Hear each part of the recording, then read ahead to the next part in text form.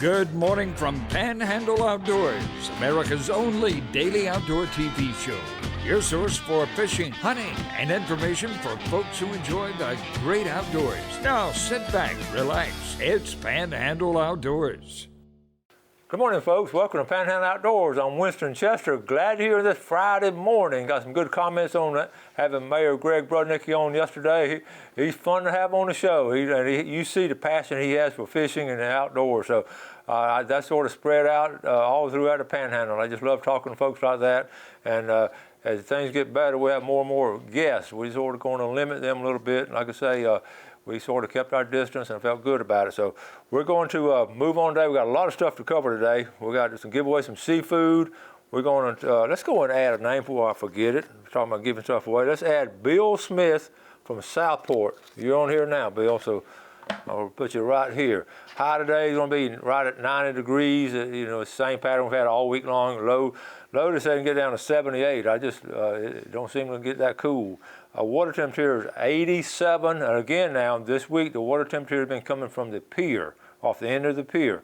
So it's going to be warmer there. And it's 87 right there. We said it's going to get up that 88, 89. River reading brought to us by Mountain Dew. Take it out and do. Okay, we're talking about Apalachicola Blountstown 3.8. Yeah, a little bit of a drop to it, and it's low. And the Choctawhatchee Caryville even lower at a 1.9 this morning. So both rivers now have receded and getting lower. So it's going to be good fishing on the river. I know I sound like a broken record, but it's going to be good fishing. But go early, okay? Our tide brought to us by Kent Forest Lawn. Good strong tides. We're looking at a high tide this morning, right in the middle of the morning, about 11:53. That's right there at noon. It's going to be high right around noon, and then it's going to be low at 8:57 tonight. And the wind's going to be coming out of the southwest at about 10. A good steady breeze. And the afternoon breezes have been real refreshing. I don't know if you've been able to pick it up where you are, but we've had some good afternoon winds, kept the bugs away and sort of kept things cooled down. So hopefully that continues. All right, let's take a break and we'll be right back.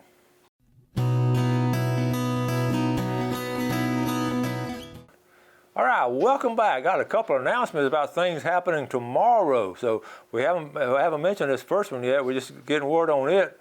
But take a look at this. The Southeastern Dog Hunters Association is their 6th annual Dog Days of Summer. Now, you know about this organization and how much goodwill they do throughout the Panhandle. They're having a field trial, actually do it this afternoon, tonight, and actually tomorrow. And it's going to be over there. Let's see, check out the bench show. They're having the same place every year over there in Okaloosa County, Walton County. And it's going to have a youth contest. They're going to spend hours doing some really fun things. A banquet and lunch, let's say have lunch and everything over there. And you want to see some dogs just doing some good things and all. And a great organization of helping young people and outdoors. You know, they pick up all that trash in Apalachicola National Forest and they do all kind of good things. So that's tomorrow. Also tomorrow here in Lynn Haven, the Emerald Coast Redfish Tournament here in North Bay. Now they're putting in here at 4:45 a.m. Now I can guarantee you they're not going to fish North Bay. They're going to be taking off at all points. And these guys are going to be interesting. You wish you had a little radar to see where everybody's going, but I know where a lot of them are going. But anyway, the weigh-in now is going to be at 3 o'clock. If you want to come observe the weigh-in, it's going to be. The weigh-in will be, now you're going to see some nice redfish brought in. These guys are good. Emerald Coast Redfish Circuit. It's going to be at the Porta Park up here in Lynn Haven. Y'all know where that is. Check in 4:45. You can launch at 5:45. And weigh-in's at 3:15. You got to be back at the ramp at 3. And remember, artificial lures only. You can't use live bait for these tournaments and all. Okay, and they're good about that too. All right, now I want to talk about one thing. I want to talk about. We've had a plethora of accidents recently within the last 2 weeks. In fact, there's been 4 and a couple fatal. The 2 fatal ones were almost identical. Like 2 weeks ago, a healthy man in his, I want to say in his 40s, 30s or 40s, dove off a rental pontoon and hit his head on an anchor and lost his life right here at Shell Island. And then we had this week, a 40-year-old master sergeant from Tyndall, healthy and everything, and they were over at Crab Island over there in Destin, and he drove off, and I obviously, I don't know what happened, but he lost his life also. That's two very similar accidents. And I quit diving years ago. I never dive head first anywhere. Always, if you can just talk your kids into getting in the habit of just enjoying jumping in. So, learn from that, those two tragedies there. And then I also got a text here on an email. Well, let's see, I got it right up in here. This situation here, I'm going to show you the hull. This is the inside hull, and you can't really tell much by the picture, but that's all burned in there, okay? But I'm going to read you the story, and this could have been tragic. I just wanted this guy. I won't call out his name, but anyway, his boats had an electrical fire under the Hathaway Bridge, okay? Other boats in the area tossed me their fire extinguishers, and they're not cool. They threw fire extinguishers to him so he could put the fire out. His skiff's okay. It looks like, listen to this now, it looks like the trolling motor wire shorted out. Now that's interesting. That can happen. And so it's something, there was no fuse for the trolling power lead, so this could have been prevented by an inline fuse. So learn from that. Make sure you have fuses on your lines. I missed that the skiff did not have them. He did not know that.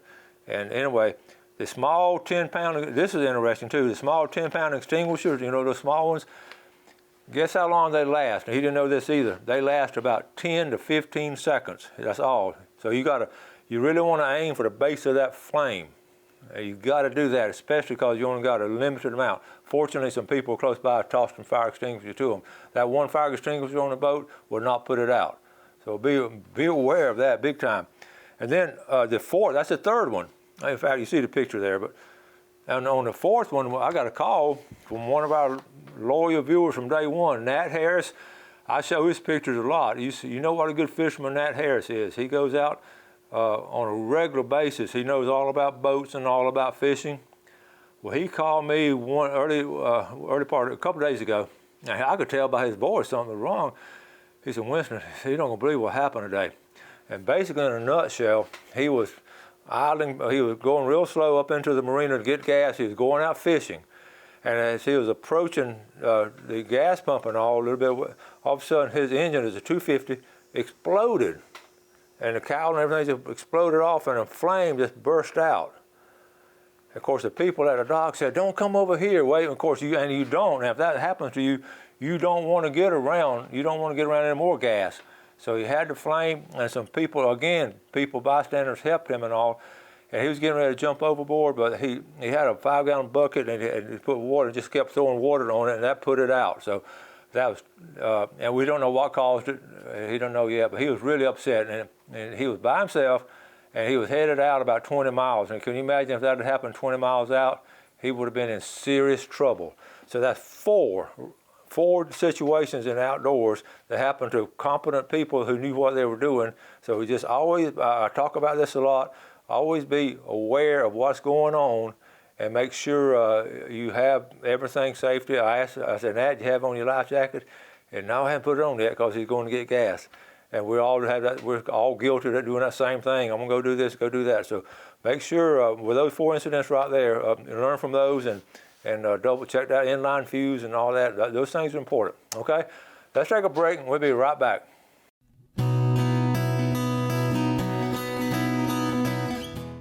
Okay, welcome back. Let's do an outdoor tip of the day or tip of the week. We used to do them more regular than we do them now, but this is something we started a while back when I was fishing with Tony Bass, and we still fish together a lot, although this year's Sea Quarters tournament has been called off, as our other tournaments and all. But what this is a piece of hose, okay?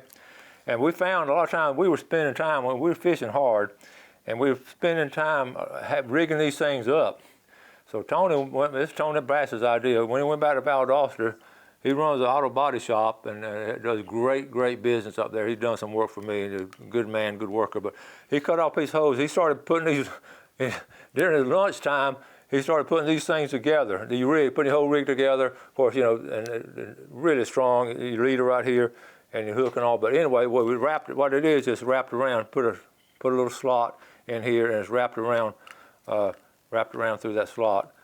And then next time we went fishing, we had about 10 or 11 of these in like a little cigar box, if y'all remember what those things are.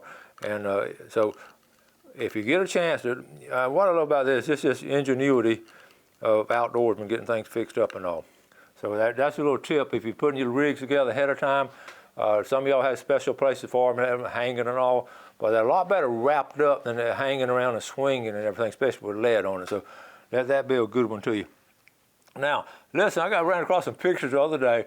Let's jump into St. Andrews. And St. Andrews, for you folks not familiar with the area, St. Andrews was sort of the heart and soul of the fishing business, way back in the beginning of the early years of fishing and all. And then especially on through the 50s, 60s, and 70s. That was St. Andrews is where everybody went until the Captain Anderson's opened up at the beach in the late 60s and early 70s when it started swinging a little bit.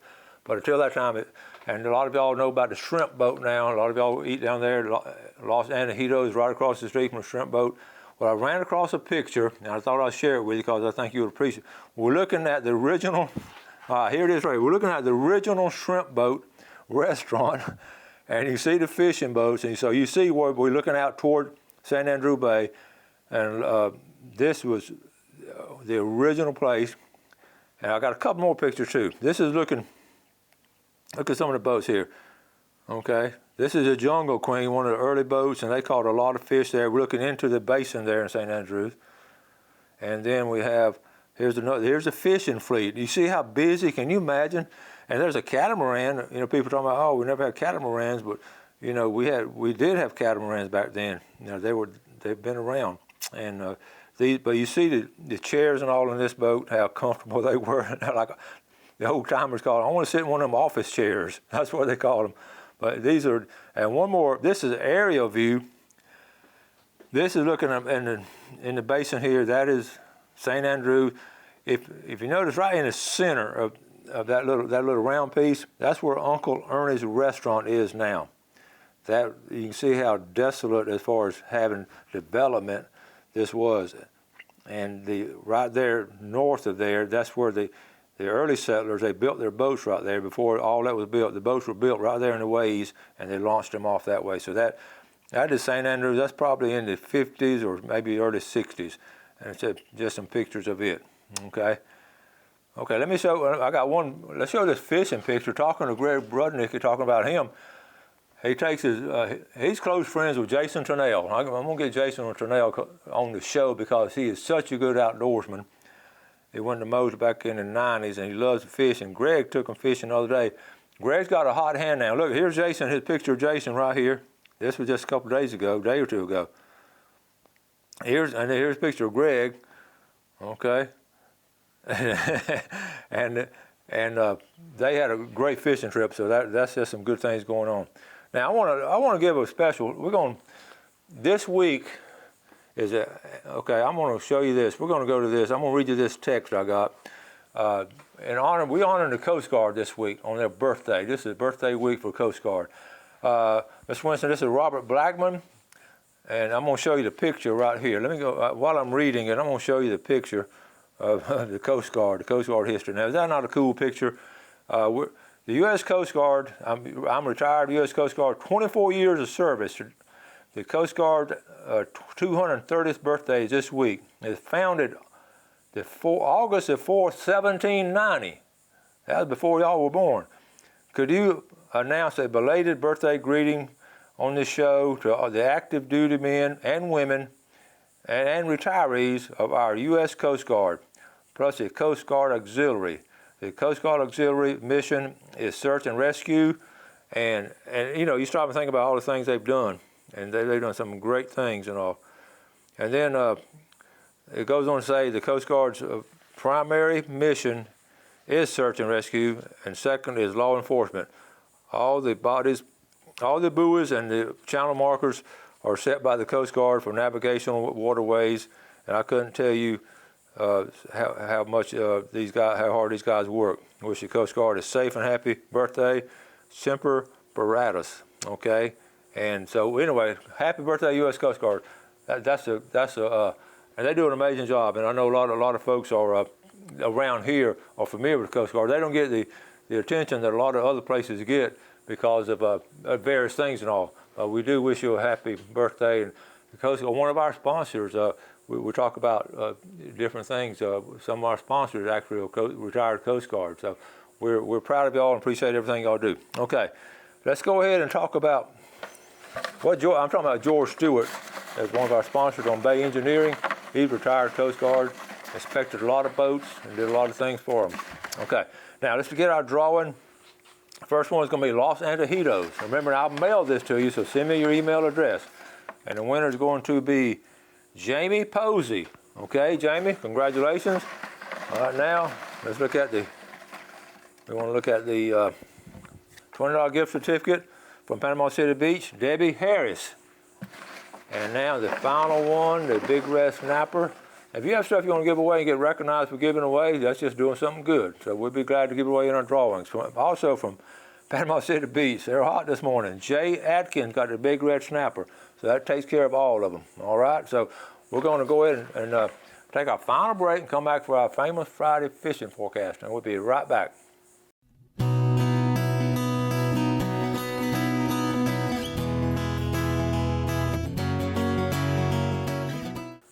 All right, welcome back, folks. Let's take a look at our fishing game times today, brought to us by Blue Water Outriggers down in Port St. Joe.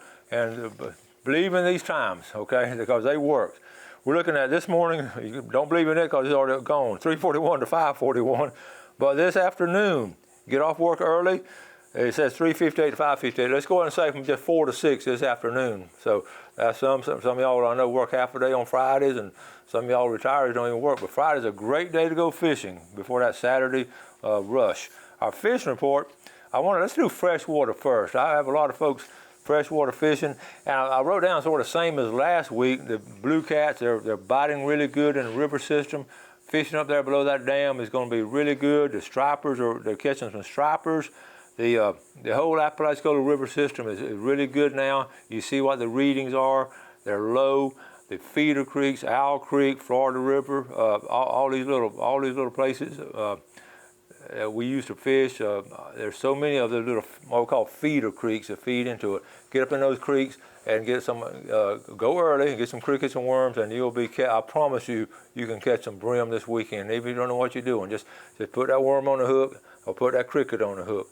Now, if you want to get out in the river and do the catfishing, it's called tight lining. And you just go ahead and fish with your worm, catawba worm or earthworm, and fish on the bottom, and you keep your line tight, and you just feel the nibble. On your brim fishing now, you're just watching that cork. I know that's elementary to some of y'all, but that's basically catfish or brim fish. Bass fishermen, you saw the bass tournament last week at Deer Point Lake. They're catching bass. They're not catching a lot of big bass, but they're catching a lot of bass. You just got to get out there and do it. You know, that was all those fish last week at that weigh-in. They were all caught before about 11 o'clock. So that was a lot of fish brought in. I just did a preliminary weigh-in. I didn't stay for the whole weigh-in and everything, but there were a lot more fish. I just left because it was getting crowded, but a lot more fish were brought in after I left. So bass fishing has been really good and steady.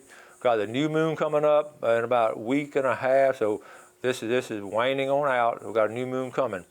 Also, I wrote down trot lines and bush hooks. If you get a chance, it's a good. I'm gonna talk more about it next week about trot lines and bush hooks. But if you know how to do it, now's a good time to do it. Now let's go to saltwater real quick. First thing I wrote down, kings. The kings are hot. This is the time of year. This one had the king mackerel tournament this time of year, Mexico Beach and Carabel and all. Kings are hot, and you don't have to go far out. Just go outside and start that whistle buoy. Folks, that whistle buoy now is ground zero where everybody's ordered. That's their mark. We're going to get around that whistle buoy. You're going to have to get in line if you're going to go tomorrow. But off of Cape San Blas Point, down there, of course, Carabel, and then off of Destin, you're going to get in line. They're going out there too. But kings are hot. Surf fishing is sort of catfish and ladyfish for the most of the surf fishing. It's not, and every now and then you get a redfish. I've seen a few redfish pictures. Got a couple reports, but most of it, about 80% of it's going to be catfish and ladyfish this time of year. But again, go early before the beaches get crowded. On the redfish, let's go by what Greg Brudnick said yesterday. He was out on the water for a good period of time. And what the first thing he said, again, early. He went there early. It was dark when he's going out. He sort of had to go real slow to get out. And top water early, and then he moved around and went some floating kind of different baits and all like the Paul Brown. So it's what we call suspended bait. So that's good on that. Okay, the Hathaway, okay, the bridges, Hathaway over in St. Andrew Bay or North Bay, DuPont Bridge in East Bay, the Apalachicola Bridge on St. George Island, and the bridge over in Destin. These bridges right here are going to be holding some good fish. I wrote down the big redfish now still in Old Pass and outgoing tide, strong outgoing tide, but the bridge fishing is going to be good. Again, go early before it gets hot. We talk about bridge fishing a lot, and people are catching some drum, and I had people eating drum. I mean, heck, people are eating ladyfish now, so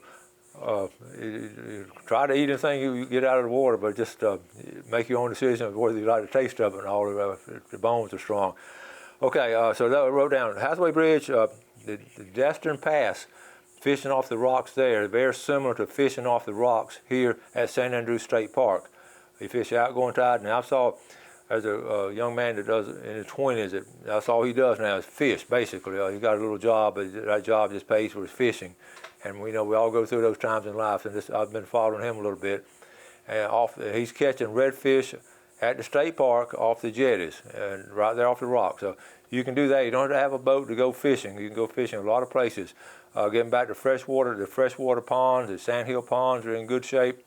This mom I knew had the kids out in a little pond close by, and she said they were playing, but the little boy wanted to fish, and he threw out topwater out there and caught a bass while his brother and sisters were swimming in the ponds. I said, that's a typical summer story right there. I love that. That's a memory.